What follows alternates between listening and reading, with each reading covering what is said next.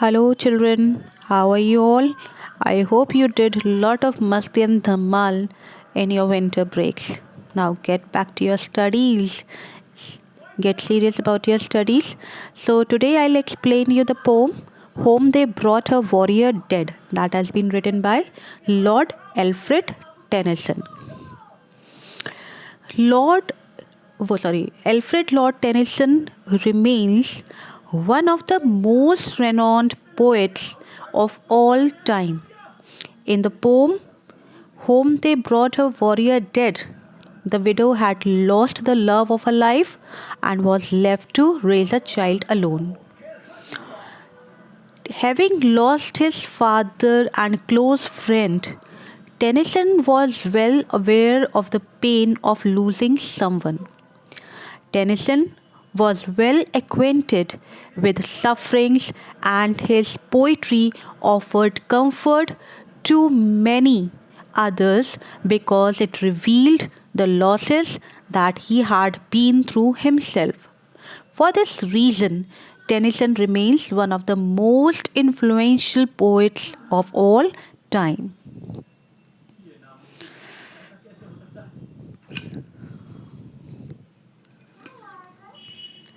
So, first of all, I'll tell you the summary of the poem.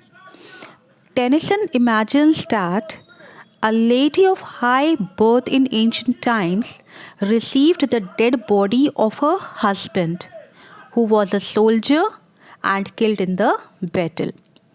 When the dead body was brought at home, the lady, that is, the wife of dead soldier, did not react at all.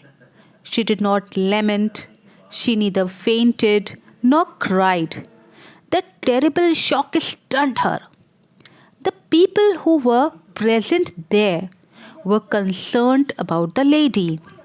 They said that she must either cry or she would die in sorrow. They tried to make her weep by reminding her of her husband, but all their efforts gone in vain. Finally, an old nurse of 90 years came up with the newly born child of the warrior and placed it on the lady's knees. Then suddenly, means as soon as when she saw her baby in her lap, then suddenly she broke down and cried bitterly. So this was the summary of the poem. Now I'll explain you stanza wise, line wise explanation. Let us read the first stanza. Home they brought her warrior dead. She nor swooned nor uttered cry.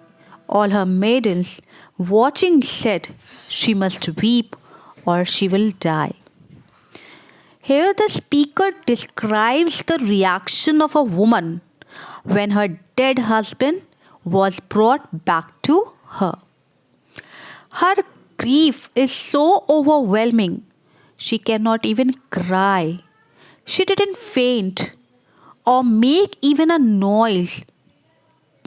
Her friends watched her and they become worried about her because she seemed not to grieve properly. Because children, you might have seen many times the very first reaction when there is a pain, okay, when there is any grief, what is the first reaction? We always cry. But that lady means she was so overwhelmed that she did not cry at all. She did not faint. She did not make means she did not utter a word even.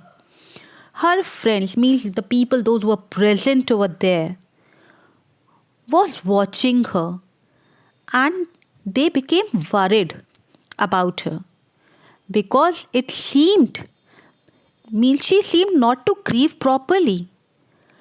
In that case, what happens? The person loses her senses. Okay?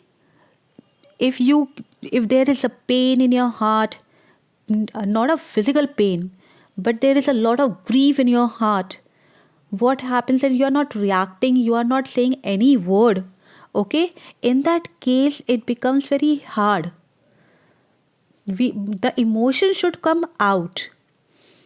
It has a very you can say bad impact of it.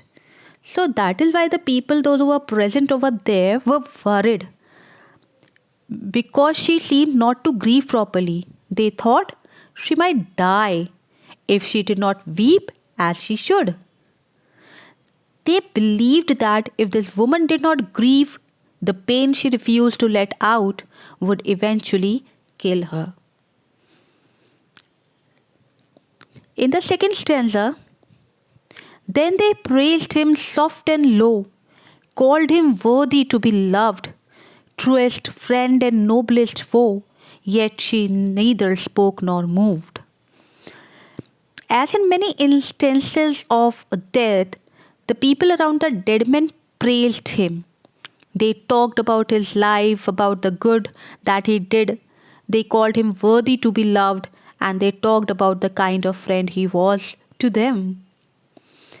Now, when they saw that the lady is not crying, the dead warrior's wife is not at all reacting, and if she would not cry, she would not react, this pain in her heart, this grief, that overwhelmed grief that is there in her soul, may kill her. So they started talking about the dead warrior in hope that if she would listen about her dead husband, she may cry. So people around the dead man, they started praising him. They started talking about his life, about the good that he had done to them. They called him worthy to be loved, and they talked about the kind of friend he was to them.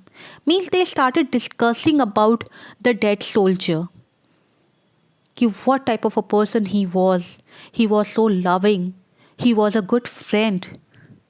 Means everybody loved him because he was such a nice person.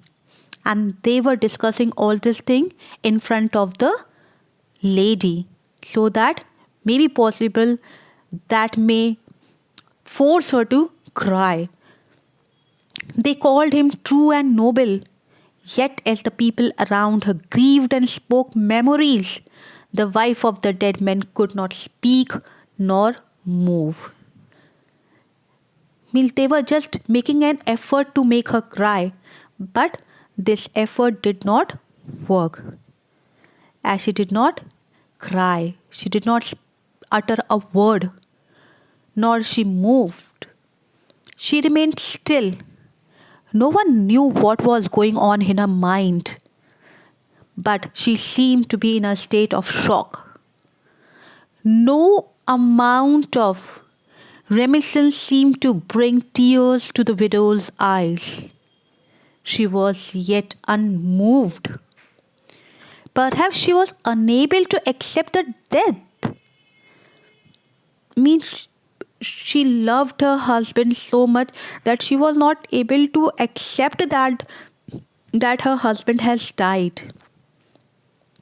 Even as those around her spoke of him and paid tribute to his memory, the people around her are not sure why the woman refuses to show emotions, but they surround her with words of praise for her husband, hoping to break her out of her shock so that they might be there to comfort her. Now in stanza 3, stole a maiden from her place, lightly to the warrior stepped, took the face cloth from the face, yet she neither moved nor wept. Because the woman still refuses to grieve, one of the young women present walks up to the dead man and removes the cloth that was covering his face. You might have seen the dead body is covered with the white cloth. Okay, So one of the lady, a young lady, who she thought that maybe when she will look at the face of the warrior, maybe looking at his face, she may break down into tears. So what she did, she removes the cloth that was covering his face. Perhaps she thought that his wife was unable to grieve because she still could not believe or accept that this dead man was her husband. The people, the people around the widow clearly believe that the woman ought to grieve. Thus, because she will not show any sign of grief when the people speak of him, this particular friend shows her the face of her late husband, hoping that this will help the woman to break out of her state of shock and be able to grieve properly. So, in stanza number 4, Rose, a nurse of 90 years, set his child upon her knee. Like summer tempest came her tears. Sweet my child, I live for thee, I live for thee. Now, with the stanza of Home They Brought a Warrior Dead, the speaker finally reveals to the reader the reason for the widow's silence.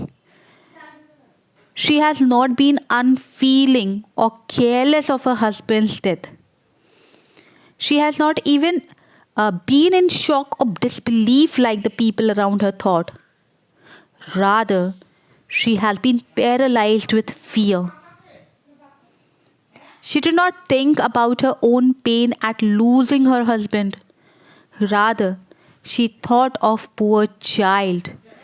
It was not until she saw the child's nurse set the child upon her knee that she burst forth in uncontrollable tear that came like a summer tempest.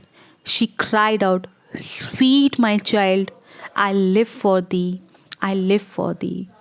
Means now she was left alone to raise her child alone. Now, as her husband was no more, now she has to bring up her child all alone. So she has to live for her child. So this was all in this poem. Hopefully you understood it. And if you find any problem, then you can ask in the doubt clearing class.